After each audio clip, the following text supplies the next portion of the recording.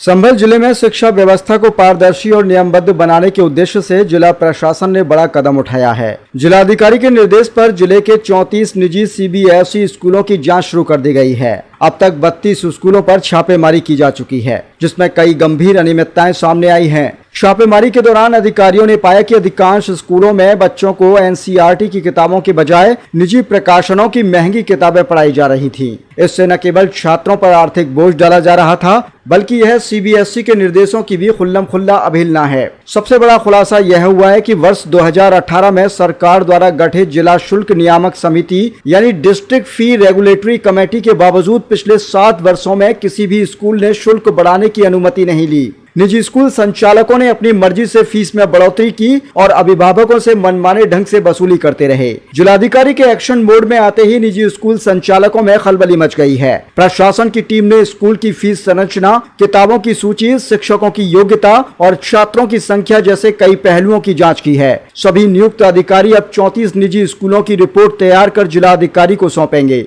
जिसके आधार पर आगे की कार्रवाई तय की जाएगी। डीएम ने स्पष्ट किया है कि अब निजी स्कूलों की मनमानी पर लगाम लगाई जाएगी। उन्होंने कहा कि शिक्षा एक सेवा है, न कि कमाई का जरिया। यदि कोई संस्थान छात्रों के भविष्य और अभिभावकों की जेब से खिलवाड़ करेगा तो उस पर कठोर कार्रवाई तय है। सर, जैसा कि कल और परसों 2 दिन छापामार कार्रवाई हुई है और 9 तारीख में मीटिंग में हुई थी निजी विद्यालयों को लेकर, तो अब तक क्या कार्रवाई की गई है और क्या आगे प्रोसेस है? ये जो मीटिंग हुई थी हमारी 9 तारीख को, उसमें ये निर्णय लिया गया था कि 34 विद्यालय हैं सीबीएसई और आईसीएसई के, तो इन 34 विद्यालयों में एक एक जनपद स्तरीय या तहसील स्तरीय या ब्लॉक के बीडीओ इस तरह के अधिकारियों को लगा करके एक साथ सबकी जांच कराई जाएगी और जांच कराने के लिए ड्यूटी भी लगा दी गई जिलाधिकारी महोदय के द्वारा। और सभी लोगों ने एक साथ 16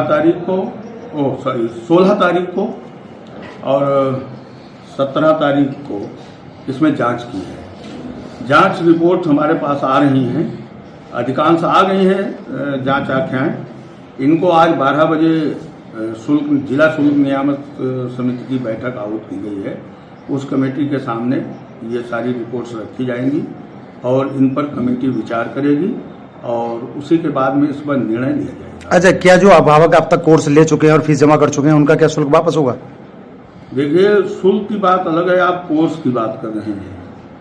ये कमेटी में निर्णय लिया जाएगा कि जिन अभिभावकों को बाध्य किया गया है निजी प्रेस की पुस्तकें खरीदने के लिए, उन अभिभावकों के बारे में या उनके द्वारा जो खर्च किया गया है उसको किस तरह से मीट आउट किया जाएगा, ये मैं रखूंगा मीटिंग के अंदर और जैसा भी समिति निर्णय लेगी वो किया जाएगा। अच्छा, क्या समिति ये जो फीस बढ़ाते हैं, तो क्या अब तक 1 साल या 2 साल पहले कभी इन्होंने अनुमोदन लिया था फीस बढ़ाने का? इस जनपद संभल में किसी भी विद्यालय के द्वारा शुल्क बढ़ाए जाने संबंधी कोई भी पूर्वानुमोदन जिला समिति से नहीं लिया है।